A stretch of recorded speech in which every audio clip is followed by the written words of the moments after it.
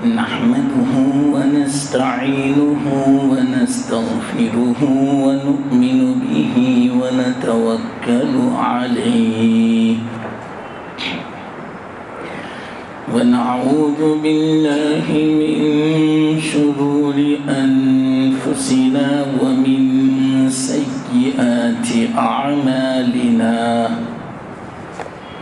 من يهده الله فلا مضل له ومن يضلله فلا هادي له ونشهد أن لا إله إلا الله وحده لا شريك له ونشهد أن سيدنا ومولانا محمدا عبده ورسوله صلى الله تعالى عليه وعلى آله وأصحابه وأزواجه وذرياته وأتباعه وبارك وسلم تسليما كثيرا أما بعد فأعوذ بالله من الشيطان الرجيم بسم الله الرحمن الرحيم اهدنا الصراط المستقيم صراط الذين أنعمت عليهم غير المغضوب عليهم ولا الضالين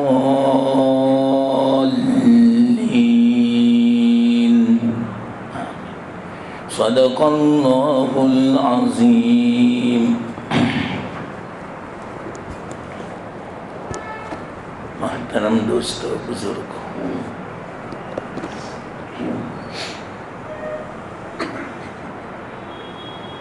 ہدایت کے بارے میں ہماری بات چل رہی ہے کہ جب الحمدللہ ہم ایمان پر ہیں یا کوئی نیک عمل کرتے ہیں تو یہ خود ہدایت ہے. پھر ہدایت کے سوال کا کیا مطلب؟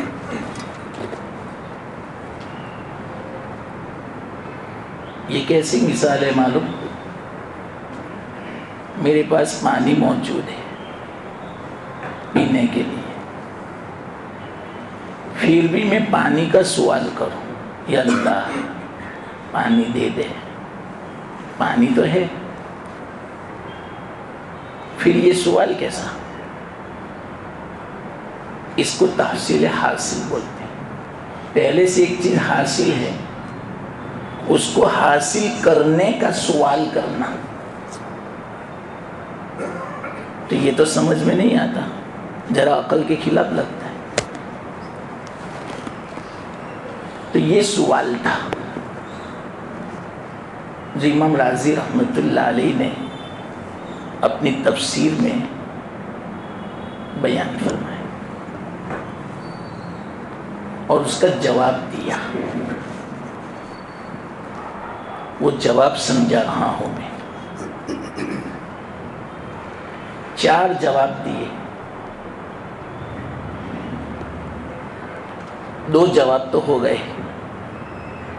ایک جواب تو یہ کہ جو ہم نے نماز پڑھی یہ ہدایت ہے. تو صرف ہم یا اللہ تجھ سے صرف اس نماز کا سوال نہیں کرتے، پوری زندگی تو ہمیں توفیق دینا.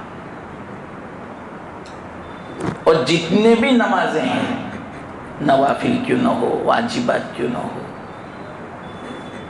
میری زندگی میں جتنی نمازیں میرے اوپر آنے والی ہیں، تمام نمازوں کی توفیق دینا.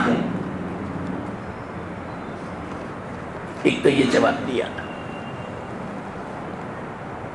تو یہ بھی ہم انسانوں کو بہت ضرورت ہے. بعض مرتبہ انسان نماز کا پابند ہو جاتا ہے. ایک چلہ لگایا تو چلے میں پابندی کے ساتھ نماز, آنے کے بعد 8-10 دن پابندی, پھر چھوڑ دیا. ایسا نہیں, ہمیشہ نماز, تہجد ہمیشہ, اوابین, اشراق ہمیشہ. اس کا سوال ہے. تو یہ تصور کر کے پڑھو. ہمیں تو مانگنا ہے, اللہ عطا کرے گا. جب اللہ دے دے گا نا, جب ہماری مانگ, ہمارا مطالبہ, ہمارا سوال توجہ کے ساتھ ہوگا, طلب کے ساتھ ہوگا, یقین کے ساتھ ہوگا, اس وقت جب اللہ قبول فرماوے گا, اس کے بعد دیکھنا نماز کے بغیر سکون نہیں ملے گا, چین نہیں پڑے گا. ابھی جس طرح ہمیں سونے میں سکون ملتا ہے, تہجد میں اٹھے بغیر سکون نہیں ملے گا. بے چین ہو جاؤ گے بستر میں, بے قرار ہو جاؤ گے. ٹھیک ہے, نہیں چاہے کتنی ہی نیند کیوں نہ آئے, اتنا ہی تھکا ہوا کیوں نہیں, تہجد پڑھوں گا. یہ اللہ کی توفیق. تلاوت کروں گا, ذکر کروں گا, یہ اللہ کی توفیق. تو اس کا سوال ہے. یہ تو میں نے سمجھا دیا. دوسرا میں نے سمجھایا تھا کہ ایک تو ڈگری حاصل ہو گئی, ایمان میں داخل ہو گئے, نماز پڑھ لی, تلاوت کر لیا, لیکن قبول بھی تو ہو. ڈگری کے بعد ہمیں ملازمت پر ملے تو تنخواہ چالو ہوگی. تقرری کے بعد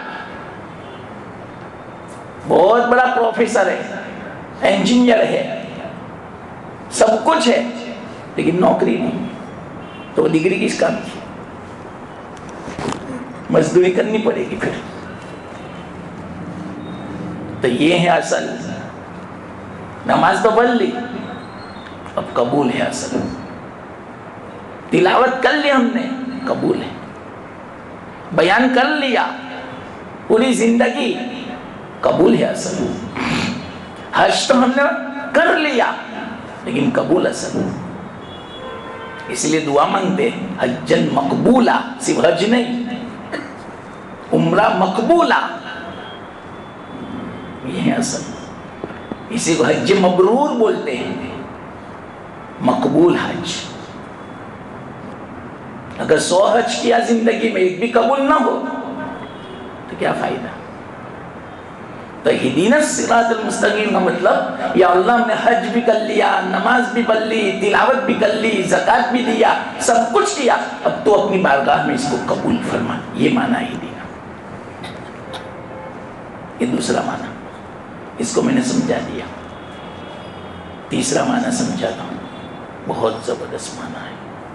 یہ چاروں معنی عجیب و غریب ہیں. دونوں معنی ہو گئے. تیسرا مراد ہے ہدایت پر استقامت. بہت بڑی چیز ہے استقامت, یاد رکھنا. یہ اللہ سے خوب مانگنا چاہیے, اللہ استقامت نصیب, ہمیشہ نصیب فرما, دوام نصیب فرما. میرے ایمان میں, توحید میں, اعمال میں, ساری چیزوں میں ہمیشہ کی ہو, مداومت ہو, استقامت ہو. یہ مطلوب ہے. کسی نے جوش میں آ کر پورا قرآن پڑھ لیا, پھر چھوڑ دیا, 2 مہینے تک پکڑتا بھی نہیں, نہ یہ نہیں. شوق ہوا تہجد پڑھنے کا, 8-10 دن پڑھا, پھر شوق کمزور پڑ گیا, سست پڑ گیا, اور اٹھنے کا نام بھی نہیں لیتا. آنکھ بھی کھولی, کروٹ لیتا ہے, لیکن نماز نہیں پڑھتا. ایسا نہیں. استقامت بہت ضروری ہے. ہم ابھی ایمان پر ہیں الحمدللہ، تو یہ ایمان مرتے دم تک قائم رہے، اس پر ہمارا استقامت ہو ایمان پر، اس کی دعا ہے. تو کتنی زبردست دعا ہے، اہدنا الصراط المستقیم، یا اللہ ہمیں استقامت نصیب فرما سیدھے رستے پر. تو یہ ایمان والا، توحید والا، اسلام سیدھا رستہ ہے. تو اللہ سے مانگ رہے ہیں یا اللہ اس میں استقامت نصیب، دوام نصیب فرما. یہ اصل ہے. کوئی 10 سال تک مالدار رہا، پھر مال ختم ہو گیا، فنا ہو گیا، اس کے پاس ہلاک ہو گیا، غریب ہو گیا. ایسا نہیں، مالدار ہو تو ہمیشہ، ورنہ بہت پریشانی ہوگی. تجارت چلے، ہمیشہ چلے، ہمارا کاروبار دوام کے ساتھ ہو، استقامت کے ساتھ، سب آ گیا اس میں. تو استقامت اصل ہے. استقامت کسے کہتے ہیں پتہ؟ اتنی تعریفیں ہیں اس کی، لیکن میں صرف 4 بیان کرتا ہوں. خلفائے راشدین کی.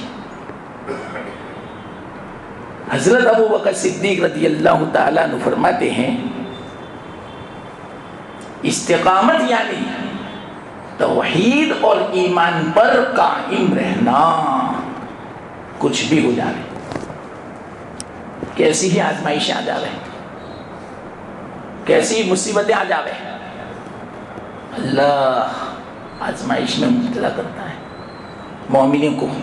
احسب الناس ان یترکوا ان یقولوا آمنا وهم لا یفتنون، کیا یہ گمان کر رکھا ہے لوگوں نے کہ ان کو ایسے ہی چھوڑ دیا جائے گا، ان کو آزمائش میں مبتلا نہیں کیا جائے گا؟ یہ کیسے ہو سکتا ہے؟ یہ گمان نکال دینا. آزمائش ہوگی، کیوں؟ نوازنا ہے اس کے بعد جنت سے، نعمتوں سے. اور وہ جو نعمتیں ہیں، جب نعمتیں ہمارے سامنے آئے گی، اللہ ہم سب کو جنت نصیب فرمائے.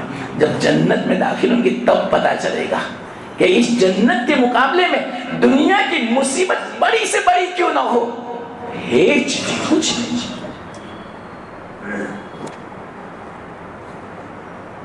پوری زندگی اگر ہمارے بدن کو کینچی سے کاٹا جائے کیسی تکلیف ہوگی، لیکن کل قیامت کے دن اس کو بھی آسان سمجھے گا، یہ کچھ نہیں تھا جب اس کا اجر ملے گا.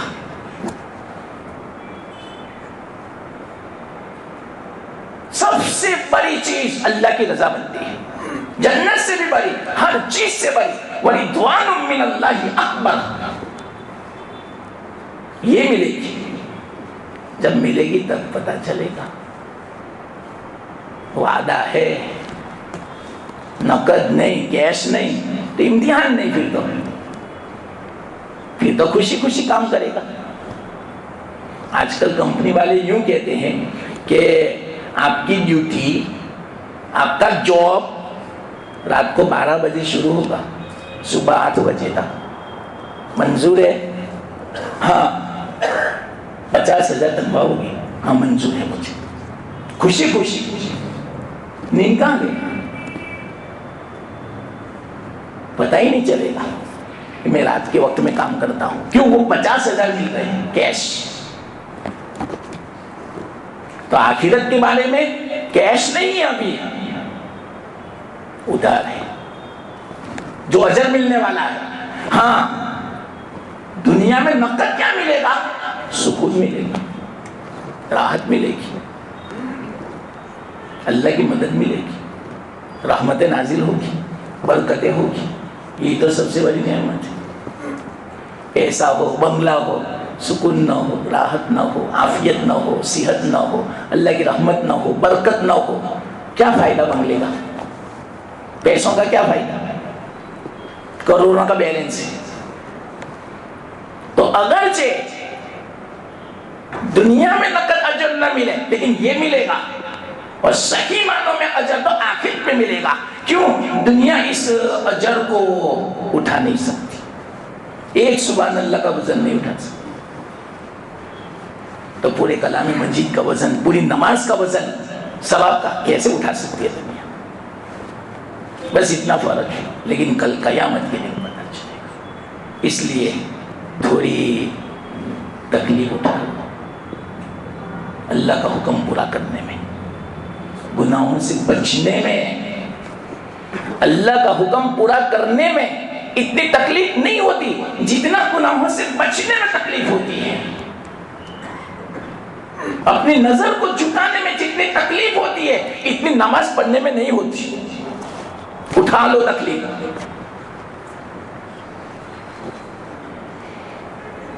اور حرام کمائی کو چھوڑنے میں جتنی تکلیف ہوتی ہے اتنی تکلیف تلاوت میں نہیں ہوتی. اصل گناہوں کو چھوڑو. یہ آزمائش، اس تکلیف کا بدلہ ملے گا، زبردست ملے گا تکلیف کا بدلہ. کل قیامت کے دن پتہ چلے گا. یہ ابھی مضمون نہیں ہے میرا، ورنہ اس کو میں آپ کو سمجھا تھا کہ تکلیف پر کیا اجر ملتا ہے. حدیثوں میں ہے، قرآن میں ہے. تو کیا فرمایا حضرت ابو بکر صدیق رضی اللہ تعالیٰ عنہ نے؟ توحید اور ایمان پر قائم رہنا، یہ ہے استقامت. جیسے کیسے حالت چنا آ جاوے. ہمارے سامنے مثالیں ہیں حضرت بلال کی، حضرت عمار بن یاسر کی، حضرت خباب بن ارت رضی اللہ تعالیٰ عنہ، حضرت ابو ذر کی، حضرت سمیہ کی، حضرت یاسر کی، صحابہ کی. کیسی مثال ہے، تصور میں نہیں آ سکتا. ہم تو برداشت نہ کر سکتے. اللہ کے رسول صلی اللہ علیہ وسلم کی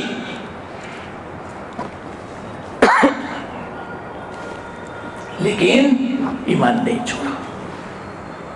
کہتے بھی تھے جان لے سکتے ہو، ایمان نہیں لے سکتے. روح تو نکال سکتے ہو، جان تو لے سکتے ہو، لیکن دل میں جو ایمان ہے، ہمارے بدن میں جو ایمان بس گیا ہے، اس ایمان کو تم نہیں لے سکتے. ایسا ہونا چاہیے. ہمارے جیسا نہیں ذرا لالچ دے ہوئے ہیں، ایمان سے ہاتھ دھو بیٹھے. مومن جھوٹ کبھی نہیں بولتا. حدیث میں وہ مومن ہی نہیں اگر جھوٹ بولے تو. دوسرے گناہ ہو سکتے ہیں، دوسرے رذائل ہو سکتے ہیں، لیکن اللہ کے رسول صلی اللہ علیہ وسلم فرمایا جھوٹ اور خیانت نہیں ہو سکتا. وہ مومن ہی نہیں اگر جو وہ خیانت والا ہے، جھوٹ والا ہے. لیکن آج کل 100 روپے کے خاطر جھوٹ بولے گا تو ایمان بیچ دیا. 100 روپے میں، 100 روپے میں کتنے جھوٹ بولتے ہیں. تاجر لوگ دیکھنا، نا نا نا نا یہ چیز تو مجھے 50 میں پڑی، حالانکہ 30 میں پڑی ہوگی. 20 روپے کے خاطر جھوٹ بولا. تو قائم رہو توحید اور ایمان پر، کیسے حالات کیوں نہ آ جائے. بظاہر ہمیں نقصان نظر آتا ہے، گھاٹا نظر آتا ہے، برداشت کر لو، لیکن ایمان پر قائم رہو، توحید پر قائم رہو. کیسے واقعات ہیں. ایک میں سناتا ہوں، ایک تو سنا دو آپ کو. پہلے یہ میں تعریف سنا دوں. حضرت عمر رضی اللہ تعالیٰ عنہ فرماتے ہیں کہ استقامت کسے کہتے ہیں؟ احکام کو بچا لانا. یعنی اللہ نے جو احکام دیا، اوامر اور جتنے نواہی ہیں، اس پر جمے رہو ہمیشہ. یہ ہے استقامت. یہ آسان نہیں ہے، بہت دشوار ہے. کتنا دشوار معلوم؟ امام غزالی رحمت اللہ علیہ فرماتے ہیں پل صراط پر چلنا آسان ہے استقامت پر عمل کرنے کے مقابلے میں. بالکل صحیح بات ہے. پل صراط کے بارے میں ہے بان سے باریک، تلوار سے بھی زیادہ تیز. کیسے آدمی چل سکتا ہے؟ 1500 سال کا فاصلہ ہے، اور ایک روایت میں 3000 سال کا۔ امام غزالی فرماتے ہیں اس پر چلنا آسان ہے، لیکن دنیا میں استقامت پر رہنا دشوار ہے۔ کس نے دعا مانگو؟ یہ میں سمجھاتا ہوں۔ اور فرمایا جو دنیا میں قائم رہے گا توحید اور ایمان پر، اعمال پر، اس کے لیے پل صراط پر چلنا آسان ہے۔ یہاں جو نہیں چلا، استقامت پر قائم نہیں رہا، تو اس کے لیے پل صراط پر چلنا مشکل ہے۔ گویا آخرت کا جو پل صراط ہے، اس کی حقیقت دنیا میں اللہ تعالیٰ نے استقامت کو بنایا، تو استقامت آخرت میں پل صراط کی شکل میں ہوگا۔ یہاں جس طرح استقامت پر چلنا بڑا مشکل ہے، بڑا دشوار ہے۔ کتنا دشوار پتہ؟ اللہ کے رسول صلی اللہ علیہ وسلم کچھ بال سفید ہو گئے تھے داڑھی مبارک کے اور سر مبارک کے، کل ملا کر 20 بال سفید تھے بس 63 سال کی زندگی میں، اور وہ بھی حالات اتنے آئے، ان پر جو حالات آئے اللہ کے رسول صلی اللہ علیہ وسلم پر، ایسے حالات ہم میں سے کس پر آ رہے ہیں؟ شاید ہم 2 سال بھی زندہ نہیں رہ سکتے، 2 دن نہیں رہ سکتے۔ اتنی فکریں، اتنے غم، پہاڑ بھی برداشت نہ کر سکے، لیکن آپ اتنے مضبوط تھے، سب برداشت کیا۔ بہت لمبی تفسیر ہے اس میں، علماء نے محدثین نے بیان فرمائی، علامہ ذہبی نے، بخاری شریف کی شرح میں، لیکن یہ میرا مضمون نہیں ہے۔ تو صحابہ نے فرمایا یا رسول اللہ صلی اللہ علیہ وسلم آپ تو بوڑھے ہو گئے۔ صحابہ یہ بھی نہیں چاہتے تھے کہ اللہ کے رسول صلی اللہ علیہ وسلم بوڑھے، ہر وقت جوان رہے، ہر وقت خوبصورت رہے، چاہے ہم بوڑھے ہو جائیں، ہم مر جائیں آپ کے لیے، لیکن آپ زندہ رہیں۔ ایسی محبت تھی صحابہ میں۔ تو ایک صحابی نے فرمایا یا رسول اللہ صلی اللہ علیہ وسلم آپ تو بوڑھے ہو گئے۔ تو کیا فرمایا معلوم؟ شیبتنی ہود، ہود جو سورہ ہود ہے اور ان جیسی دوسری جو سورتیں ہیں، اس نے مجھے بڑھا کر دیا۔ کیوں؟ اس کے اندر عذاب کے واقعات ہیں، لیکن رئیس المفسرین عبداللہ بن عباس رضی اللہ تعالیٰ عنہما فرماتے ہیں کہ وہ واقعات کی بنا پر آپ کو اتنا اثر نہیں تھا، اگلی قوموں پر جو عذاب آیا اللہ تعالیٰ کا، تو یہ سن کر اتنا اثر نہیں ہوا جتنا اس آیت نے آپ کو غمزدہ کر دیا تھا۔ اس آیت نے کون سی؟ فَاسْتَقِمْ كَمَا أُمِرْتَ، اے محمد صلی اللہ علیہ وسلم استقامت اختیار کرو، سیدھے رہو جیسا آپ کو حکم دیا جا رہا ہے۔ اس آیت میں اللہ کے رسول صلی اللہ علیہ وسلم کو برا کر دیا۔ کیسی آیت ہوگی؟ بس اتنی آیت، فَاسْتَقِمْ كَمَا أُمِرْتَ، 11ویں پارے میں سورہ یوسف سے پہلے رکو، اگلا رکو۔ جب یہ آیت آ گئے تو یہ تصور کرنا جو میں آپ کو سمجھا رہا ہوں، اور اس وقت ذرا دل ٹھہر جانا اور تصور کرنا اس وقت کہ یہ وہ آیت تھی جس آیت میں اللہ کے رسول صلی اللہ علیہ وسلم کو گناہ بنا دیا تھا، بوجھل بنا دیا تھا، غمزدہ کر دیا تھا، رو رہے تھے اس آیت کے بنا کہ یا اللہ یہ تو نے مجھے حکم دیا۔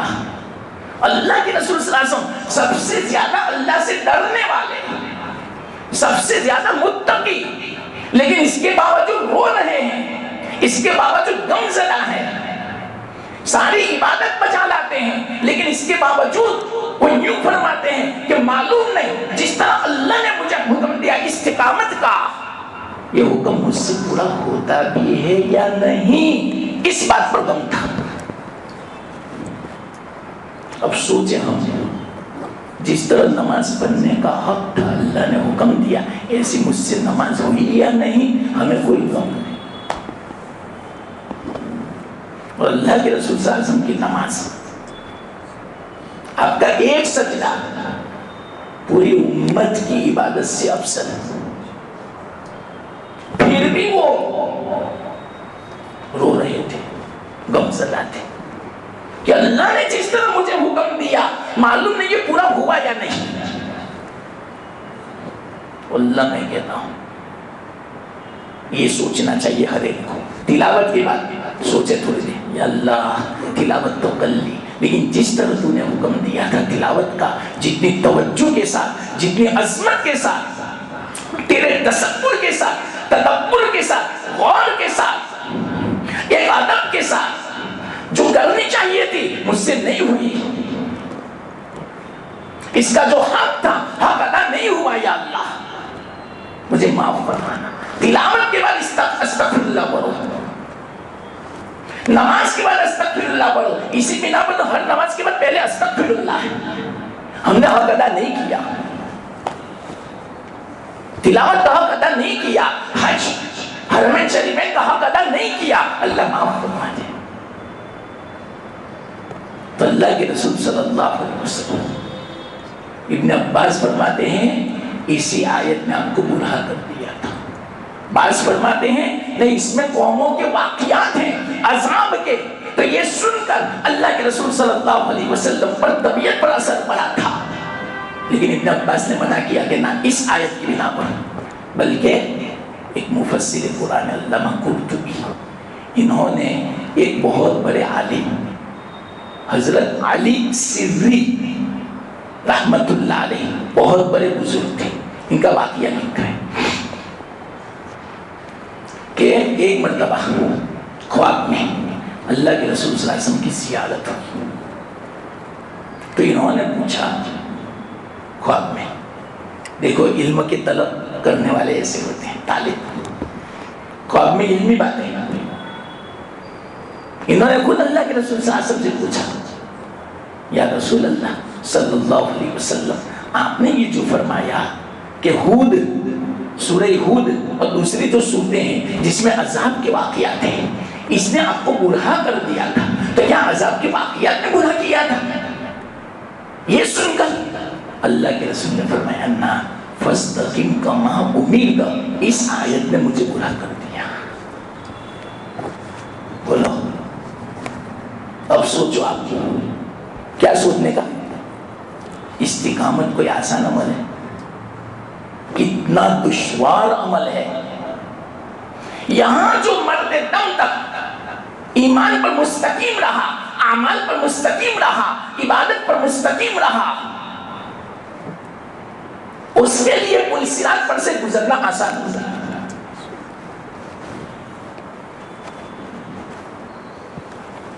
یہ گویا پل صراط استقامت کی صورت مثالی ہے کہ جس طرح استقامت پر چلنا مشکل ہے، ہمیشہ قائم رہنا معمولی مت سمجھنا استقامت پر۔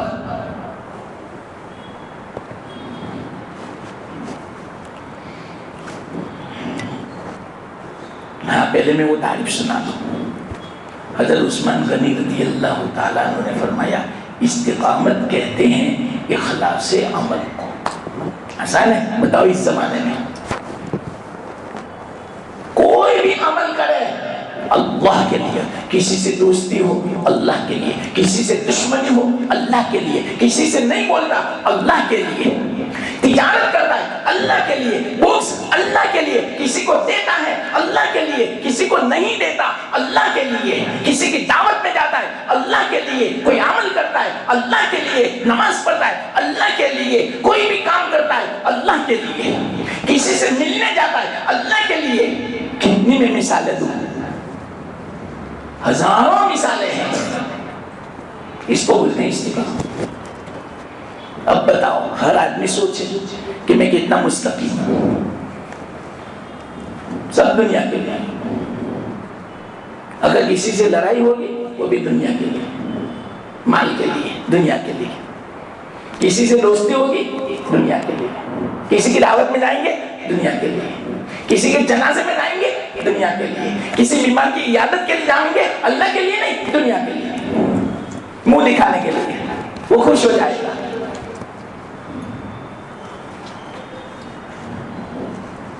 بہت ضرورت ہے استقامت کی. یہ سب اس میں داخل ہے استقامت میں. حضرت علی نے فرمایا رضی اللہ تعالیٰ، استقامت کہتے ہیں ادائے فرائض کو. جو بھی ہمارے اوپر فرض آتا ہے، کوئی بھی فریضہ، چاہے بندوں کی طرف سے ہو اللہ کی طرف سے، سارے فرائض کو ادا کرنا پابندی کے ساتھ، یہ ہے استقامت.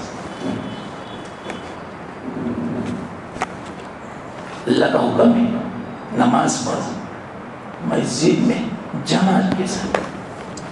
صرف نماز پڑھنے کا حکم نہیں ہے، مسجد میں جماعت کے ساتھ. ایک بات میں کہوں جو اگر آپ کو یاد رہے، اس پر عمل ہو. کون نہیں چاہتا کہ میں اللہ سے ایمان کی حالت میں ملوں؟ ہر ایک چاہتا ہے کہ نہیں مومن بننا. اور کتنی بڑی بات ہے جو اللہ سے ایمان کی حالت میں ملے. بیڑا پار ہو.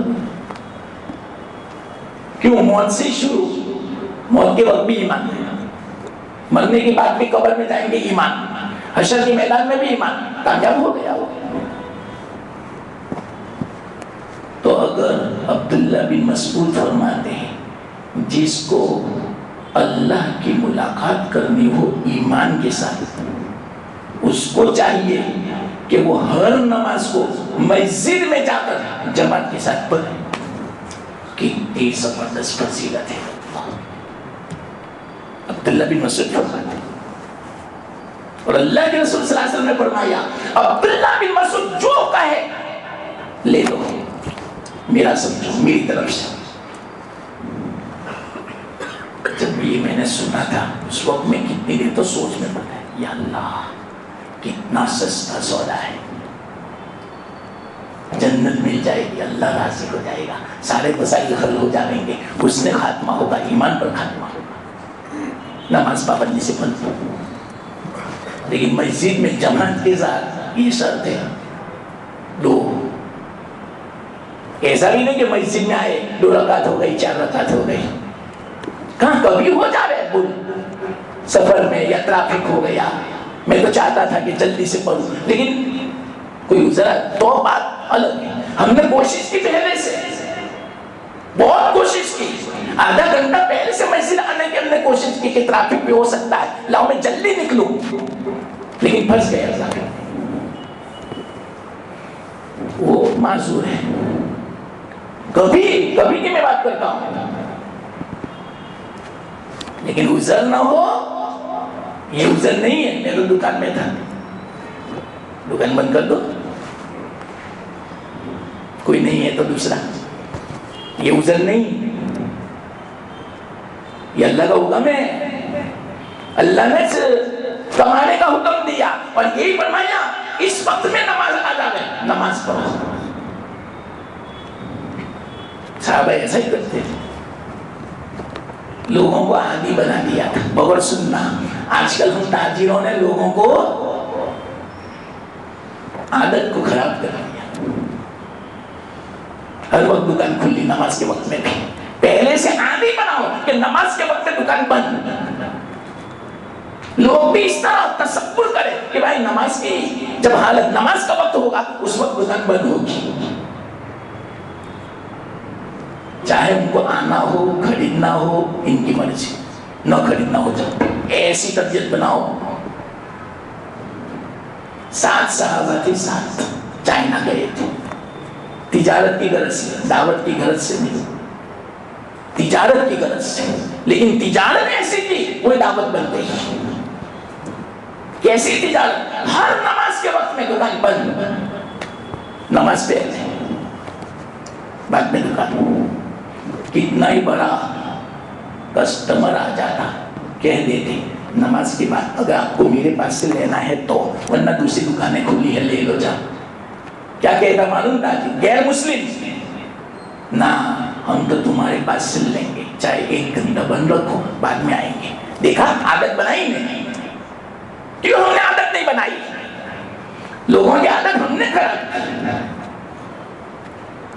اور دوسری عادت کیا خراب کی معلوم؟ ہم نے 10 بجے دکان کھولیں گے.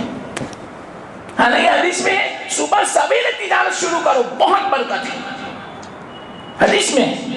اور واللہ میں نے پوچھا بازوں کو، صبح میں جو جلدی کھولتا ہے وہ کہتا ہے کہ دوپہر تک میں تو ہم پورا دن کا کما لیتے ہیں، دوپہر کے بعد بند. صبح میں اللہ نے برکت رکھی ہے، لیکن صبح میں سویا ہوا ہوگا. جس وقت روزی تقسیم ہوتی ہے اس وقت سویا ہوا ہے. صحابہ نے عادت بنائی تھی، فجر پڑھ کے فوراً دکان کھول لیتے تھے. لوگوں کو بعض چیزوں کی ضرورت پڑتی تھی فجر کے بعد، تو صحابہ کی دکان جاتے تھے. اور وہ جو لوگ تھے چائنا والے 10-11 بجے کھولتے تھے. ساری جتنے بھی گھراتی تھی سب ٹوٹ گئی چائنا والوں کی. اتنی لائن لگتی تھی کہ دیتے دیتے تھک جاتے تھے صحابہ. دوسرے کہاں بیٹھے، دوسرے جتنے بھی تاجر تھے وہ سب بیٹھے رہتے تھے. تو حسد پیدا ہو گیا. بادشاہ کو شکایت کی، لیکن ان کو نکالو. بادشاہ نے بلایا، تو کہا دیکھو بھائی، آپ کی بنا پر ہمارے تاجروں پر بہت اثر ہے، ہم آپ کو یہاں سے آپ کا ویزا ختم کر دیں. کوئی حرج کی بات نہیں، آپ کا ملک ہے، خوشی خوشی نکلنا چاہتے تھے. سارے لوگوں کو پتا چلا. لوگوں نے کہا ہم بھی چلے جائیں گے ان کے ساتھ. ایسے آدمی ملے کہاں؟ اب بادشاہ پھنس گیا، کیا کرے؟ لوگ نکل جائیں گے تو پھر میں حکومت کس پر کروں گا؟ میں ٹیکس کس سے لوں گا؟ میری حکومت کیسے چلے گی؟ مجبوراً بادل ناخواستہ صحابہ کو رکھنا پڑا. اور جتنے بھی تھے گاہک سب مسلمان ہو گئے. تجارت ایسی اللہ کے حکم والی. اور میں نے کہا ہے تجارت کے وقت میں چاہے کتنے گاہکوں کی کسٹمر کی لائن ہوتی تھی، شٹل مارتے تھے، بند کر دیتے تھے دکان. پہلے نماز، پھر بعد میں تم. سارے گاہک کھڑے رہتے تھے نماز پڑھنے تک. ہاں تو یہ بیچ میں ایک بات آئی تھی جو میں نے آپ کو بتائی کہ اللہ تعالیٰ سے ایمان کی حالت میں ملنا ہے تو نماز مسجد میں پڑھو، جماعت کے ساتھ پڑھو. معمولی بات پر سمجھنا اس کو. ہاں تو ادائے فرائض اس کو بولتے ہیں. مشقت تو پڑے گی، استقامت میں دشواری ہے. اللہ کے رسول صلی اللہ علیہ وسلم پر دشواری آئی، بال مبارک سفید ہو گئے. یہ ہے استقامت. تو اس کی دعا ہے، یہ کتنی زبردست دعا ہے، آپ اس سے اندازہ لگاؤ.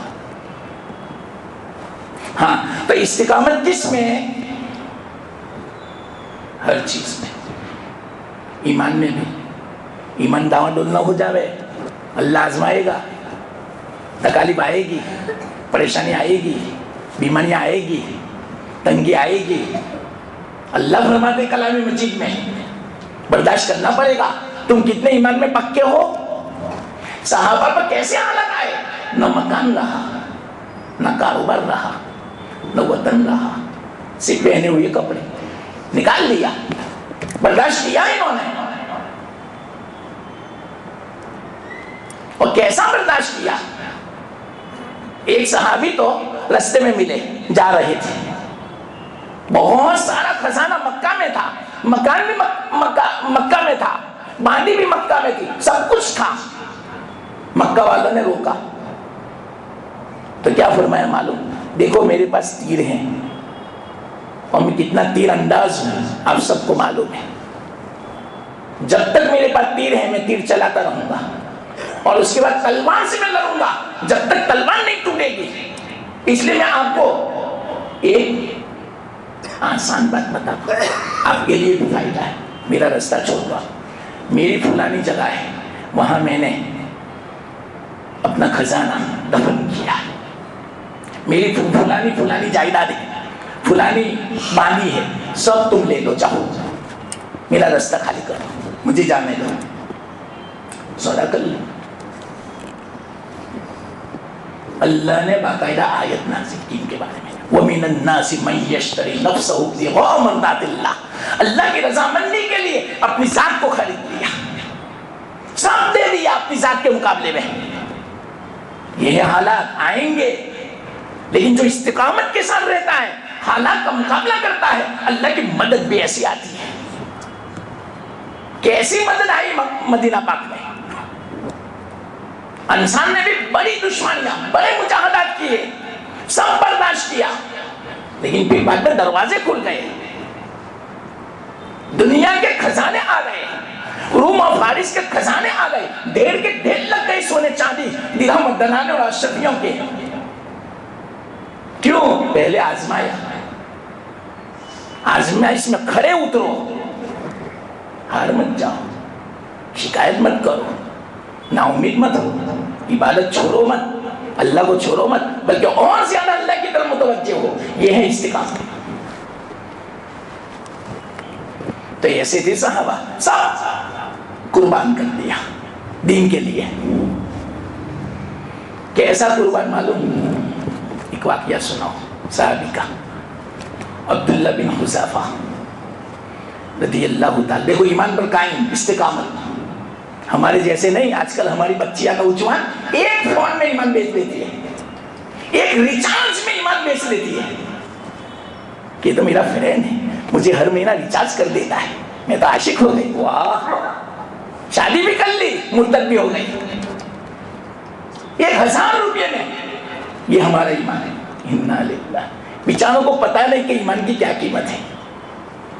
ایک ایمان صرف کلمہ.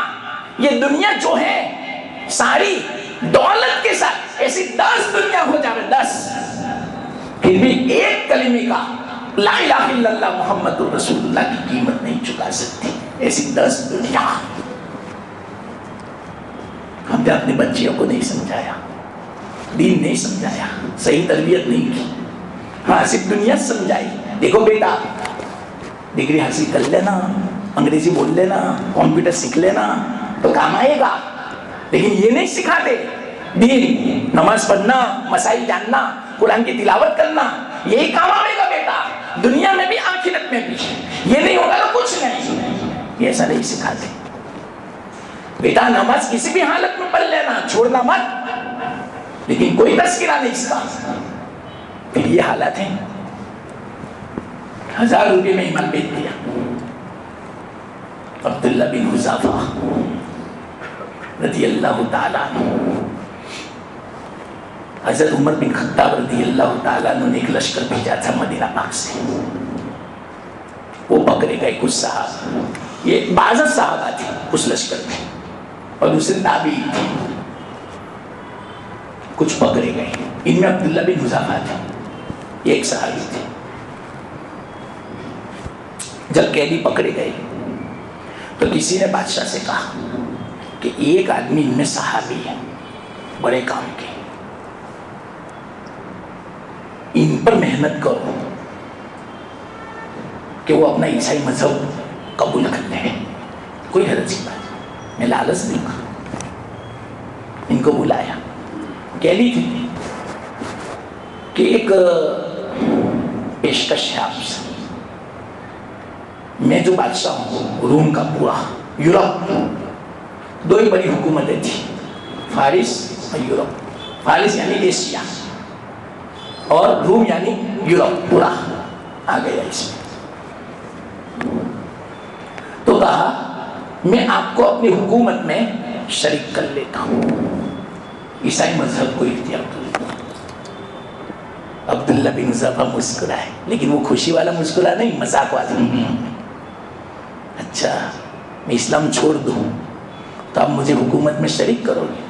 سنو، آپ کی حکومت تو کیا، سارے عرب مل کر ساری حکومتوں کا مجھے اکیلے کو مالک بنا دے گے. کس کے بدلے میں؟ صرف پلک جھپکنے کے برابر. کتنا وقت لگتا ہے؟ 1 سیکنڈ. ایک سیکنڈ کے لیے بھی ان ساری حکومتوں کے بدلے میں اپنا دین محمدی چھوڑ نہیں سکتا، دین محمدی نہیں چھوڑ سکتا، ایک پلک جھپکنے کے برابر بھی ان ساری حکومتوں کے بدلے میں۔ اور آج کل ہمارے جو نیتا ہیں مسلمانوں کے بڑے، جو وڈی راگیوان سمجھے جاتے ہیں، ایک معمولی کرسی کے خاطر مندروں میں جاتے ہیں، آرتی اتارتے ہیں، پھلہار چڑھاتے ہیں مورتیوں میں، انا للہ، ایک معمولی کرسی، معمولی کرسی۔ یہ ہے ہمارا حال مسلمانوں کا، قیمت ہی نہیں سمجھی اسلام کی، ایمان کی۔ دیکھو یہ کیا فرماتا عبداللہ بن حذافہ، روم والو تیری تو کیا حکومت، سارے عالم مل کے اپنی ساری حکومتوں کا مجھے مالک بنا دے، کس کے بدلے میں معلوم؟ ایک سیکنڈ کے لیے دین محمدی چھوڑ، بس ایک سیکنڈ کے لیے، ہمیشہ کے لیے نہیں، اس کے بدلے میں ساری حکومت،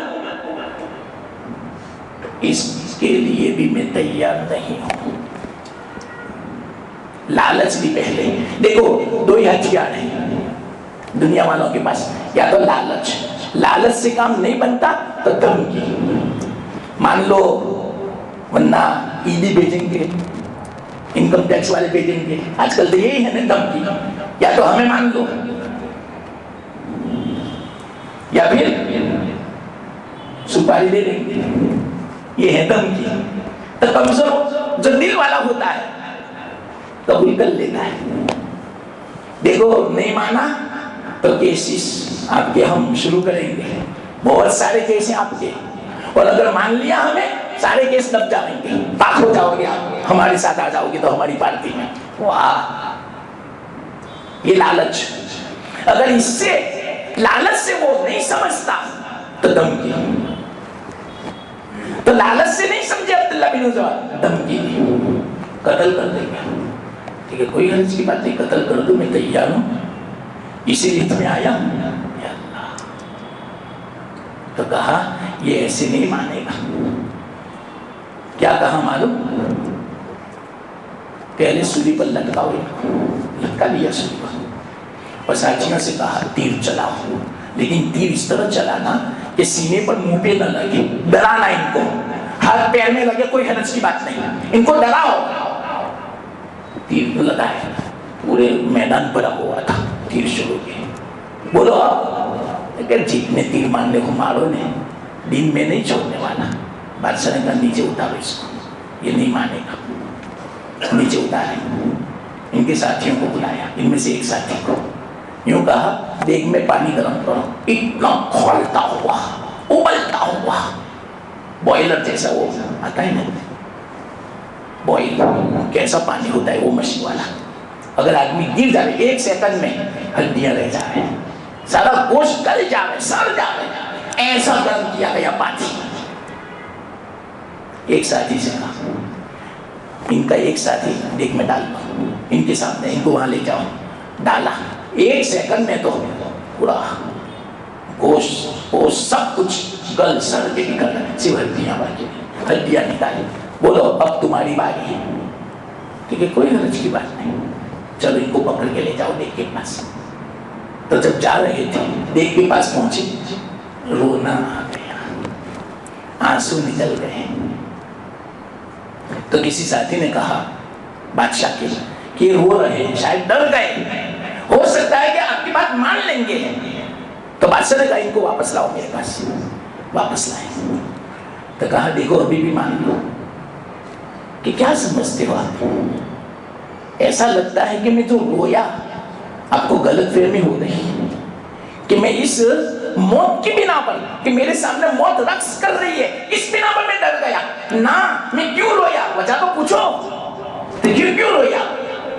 کہ میں اللہ کے سامنے بات کر رہا تھا، اللہ کو کہہ رہا تھا یا اللہ آج تیرے لیے میں جان قربان کر رہا ہوں، صرف میرے پاس ایک جان ہے، بس ایک سیکنڈ میں تو جان دے دوں گا، میں نے حق ادا نہیں کیا تیرا، کاش کہ میرے بدن میں جتنے بال ہیں اتنی جانیں ہوتی اور ہر جان کو اس طرح دیگ میں ڈالا جاتا تو کچھ لطف آتا. یہ تو ایک مرتبہ جل کے ختم ہو جاؤں گا ایک سیکنڈ میں. ہزاروں جانیں ہوتی اور ہزاروں مرتبہ دیگ میں ڈالا جاتا, ہزاروں مرتبہ مجھے قربانی دینی پڑتی, ہزاروں مرتبہ میں مر جاتا, شہید ہو جاتا تو کچھ کام بنتا. اس لیے میں رویا کہ یا اللہ ایک ہی جان ہے میرے پاس, اتنی ایک جان کو تو قبول فرما لے. کاش کہ میرے پاس بدن کے بالوں کے برابر جانیں ہوتی, تیرے رستے میں ان تمام جانوں کو قربان کر دیتا یا اللہ. اس لیے میں رویا. بادشاہ تو حیرت میں پڑ رہا ہے, یہ لوگ کیسے ہیں, کوئی موت کا ڈر ہی نہیں ان کو. یہ اصل تھا. آج ہمیں موت کا بول رہے ہیں, اس کی وجہ پتا, دنیا سے محبت ہے. اس لیے صحابہ کو دنیا سے محبت بھی نہیں تھی اور موت کا ڈر بھی نہیں تھا. اور اللہ کے رسول صلی اللہ علیہ وسلم فرمایا یہ جتنے بھی حالات ہیں انہی دو چیزوں کی بنا پر, دنیا کی محبت کی بنا پر اور موت کے ڈر کی بنا پر. موت سے ڈر گئے ہم اللہ کے لیے جان نہیں لیں گے. نیند نہیں قربان کرتی تو جان دے دیجیے. اپنی نفسانی خواہش قربان نہیں کرتے تو جان دے گا کوئی. کتنی خواہشات ہم پوری کرتے ہیں اللہ رسول کے حکم کو توڑ کے. تو خواہش کو ہم قربان نہیں کر سکتے تو جان کیسے قربان کریں. 1000 روپے کی خاطر ایمان دے دیتے ہیں. ایک خواہش 1000 روپے کی, ایک بائک کی خواہش, ایک فون کی خواہش. یہ ہماری حالت ہے. ارے بعض لوگ تو عجیب بات بیان کرتے ہیں, مجھے نقل کرنے میں بھی شرم آتی ہے. انہوں نے کہا بادشاہ نے, یہ ماننے والے نہیں, یہ تو بہت مبارک ہستی لگتی ہے. ایک کام کرو, ایک شرط, میرے ماتھے کو چومو, پیشانی کو چومو تو میں آپ کو رہا کر دوں گا. لیکن نا, کافی کا ماتھا میں نہیں چومتا, لیکن آپ کے ساتھیوں کو بھی رہا کروں گا. اگر آپ نے جو میرے ماتھے کو چوما تو پھر سوچا تھوڑی دیر کیا کروں, چلو میرے ساتھی تو بچ جائیں گے میرے خاطر. اس کے ماتھے کو چومنا کیا ہو گیا. تو کیا کیا معلوم, آستین تو ان کی بڑی ہوتی تھی نا, اس کے ماتھے پر آستین رکھی اور آستین کو بوسا دیا. بوسا دیا, سارے ساتھیوں کو چھوڑ دیا. دیکھو آج ہم سجدہ کرتے ہیں یہ کارپیٹ کو تھوڑی, اگرچہ ہمارا سر کارپیٹ پر ہے لیکن سجدہ کرتے اللہ کو. تو انہوں نے کہا کہ میں نے چوما آستین کو, اگرچہ اس کی پیشانی پر میں نے لگا دیا, کوئی حرج کی بات نہیں, اور چومے میں کوئی حرج کی بات بھی نہیں تھا, سجدہ تھوڑی کیا تھا, اور وہ ساتھیوں کی بنا پر چوما. اس کو بولتے ہیں استقامت.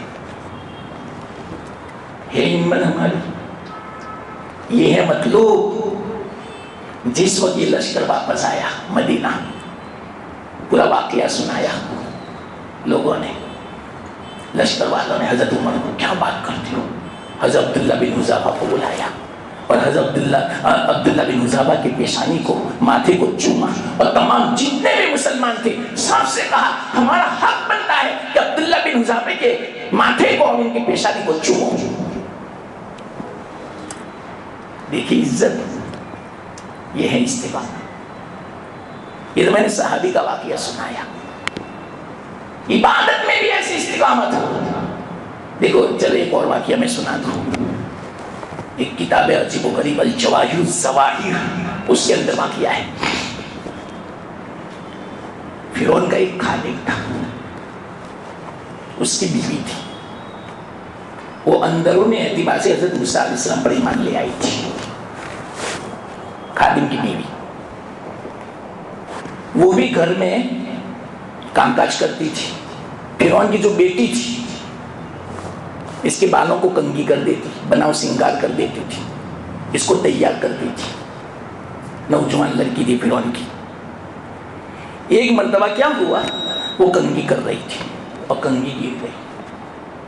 کوئی حرج نہیں, 5 منٹ کیا اگر مجھے ابھی تو کوئی بات ہی نہیں ہوئی گویا, اور بھی میں سنانے والا تھا, لیکن چلو جو بھی ہو یہ واقعہ سنا دوں.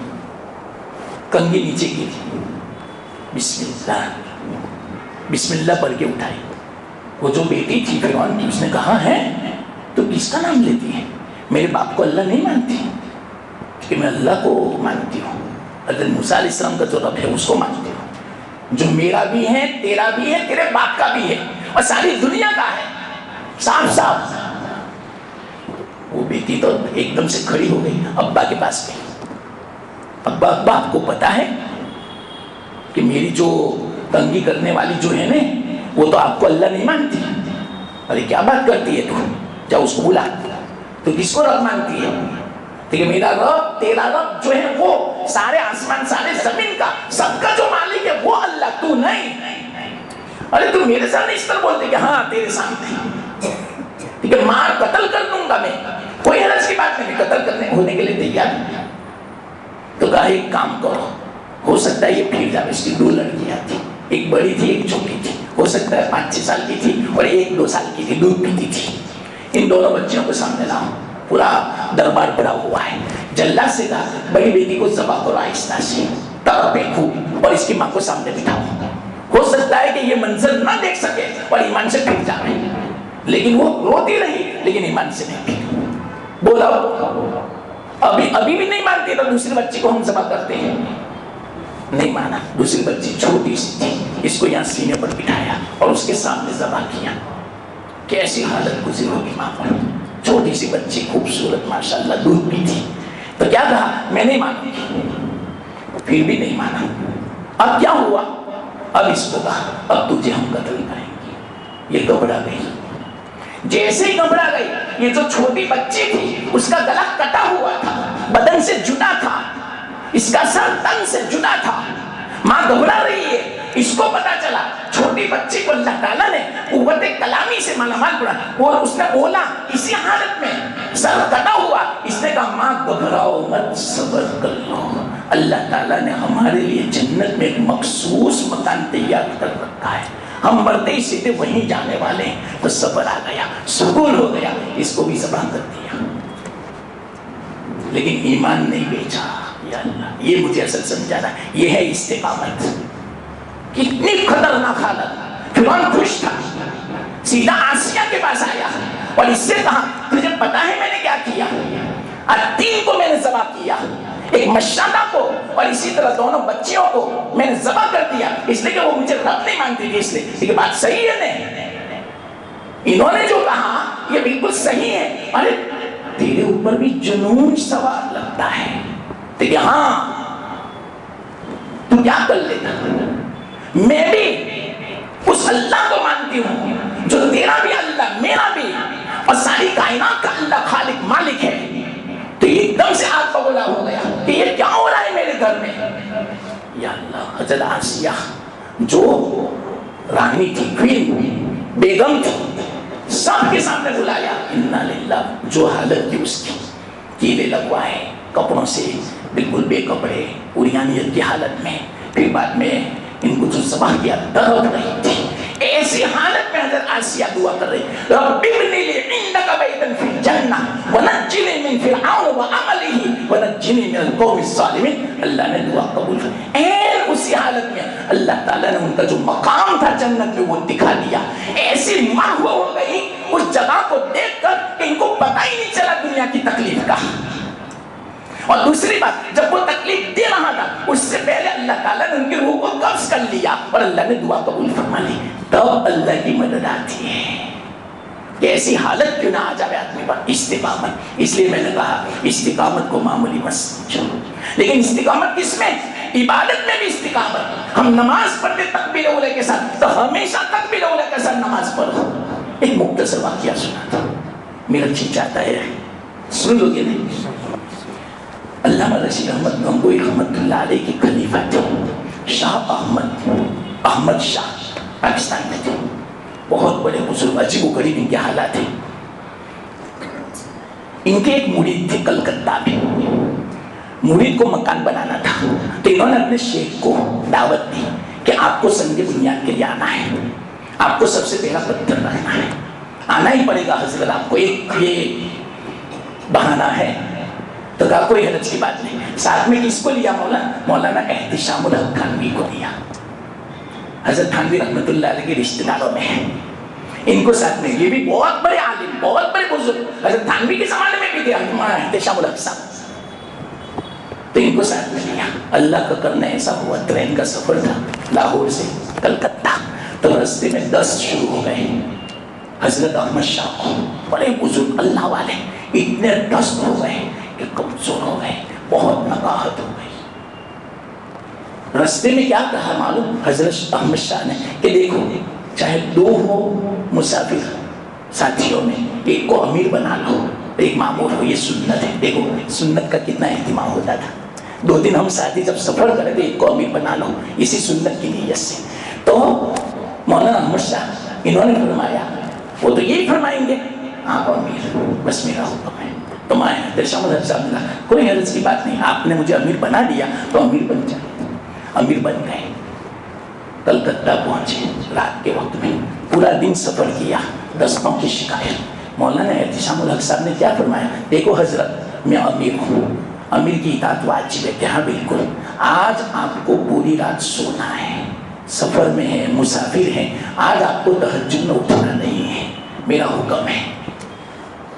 سو رہے، 2 دن بچے، بے چین ہو رہے ہیں، بے قرار ہو رہے ہیں، رو رہے ہیں، سسکیاں رہے کہ اوہو میرے امیر صاحب نے مجھے منع کیا ہے تہجد نہیں پڑھنے کا، تو حکم واجب ہے پر ایک طرف تہجد سنت ہے، میں کیا کروں سمجھ نہیں پڑی، نہیں رہا گیا، بے چین بے قرار پریشان۔ اسی حالت میں مولانا احتشام الحق صاحب سوئے ہوئے تھے، ان کا انگوٹھا پکڑا اور ہلا رہا ہے، اور بچہ کس طرح روتا ہے کسی چیز کی ضد میں، اس طرح مولانا احتشام الحق صاحب خود یہ واقعہ بیان فرماتے ہیں کہ میں جب اٹھا تو وہ سسکیاں پڑ رہے، رو رہے تھے، چیخ رہے تھے، اور کیا فرما رہے تھے، مولانا امیر صاحب مجھے تہجد کی اجازت دے دو، مجھے تہجد کی اجازت دے دو، آپ کی اجازت کے بغیر میں تہجد نہیں پڑھ سکتا، آپ امیر ہو۔ علامہ رشید احمد گنگوئی سے جب سے میں نے بیعت کیا 57 سال ہو گئے، 57 سال میں آج تک ایک تہجد میری ناگا نہیں ہوئی، آج ناگا ہونے والی ہے۔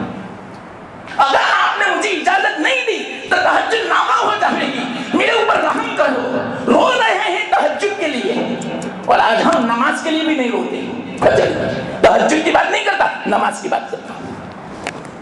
ایسی طبیعت ہو جائے گی، عادت تو بناؤ استقامت کی، پھر روو گے، بے چین ہو جاؤ گے، پریشان ہو جاؤ گے۔ مولانا احتشام الحق صاحب فرماتے میں تو حیرت میں پڑ گیا کہ بچہ جس طرح اجازت مانگتا ہے وہ چھوٹے سے، میں نے کہا حضرت کوئی حرج کی بات نہیں، تہجد پڑھ لو۔ تب جا کے انہوں نے قسم ٹھنڈا سانس لیا، الحمدللہ آج میری تہجد فوت ہونے والی تھی، بچ گئی۔ اس کو استقامت بولتے ہیں۔ ایسا نہیں کہ 10 دن پڑھی چھوڑ دی، مہینہ پڑھا چھوڑ دیا، بہت تھکا ہوا ہوں چھوڑ دی، سفر میں ہے چھوڑ دیا، ایسا نہیں، اس کو استقامت۔ یہ آسان ہے بتاؤ کہ اگر ابھی میں نے استقامت نہیں سمجھا سکا، اتنا درد ہوا، زبردست ہے استقامت۔ تو اہدنا الصراط المستقیم کا ایک مطلب کیا ہے، ہدایت تو ہے، ایمان تو ہے، عبادت بھی ہے، سب کچھ ہے یا اللہ، لیکن اس میں استقامت نصیب فرما۔ تو اللہ تعالیٰ ہمیں بھی استقامت نصیب فرمائے۔ وآخر دعوانا الحمدللہ رب العالمین۔ اور ایک دعا کی درخواست بھی آپ سے، آئندہ 3 اتوار میں ذرا سفر میں ہوں، لمبا سفر ہے، دعا بھی فرمانے کہ اللہ میرا سفر بھی آسان فرمائے، عافیت دے اللہ۔ انشاءاللہ 3 اتوار کے بعد دعا کرنا صحیح سلامت عافیت کے ساتھ لے بھی جا رہے، واپس بھی لائے، تو انشاءاللہ اپنا یہ جو سلسلہ ہے تفسیر وہ چالو رہے گا تاکہ اس کی برکت باقی رہے۔ امام صاحب جو ہیں قاری صاحب انشاءاللہ وہ یہ سلسلہ چالو رکھیں گے، ٹھیک ہے نا؟ اور دعا بھی فرمانا، ذرا لمبا سفر، امریکہ کا سفر ہے انشاءاللہ۔ باقی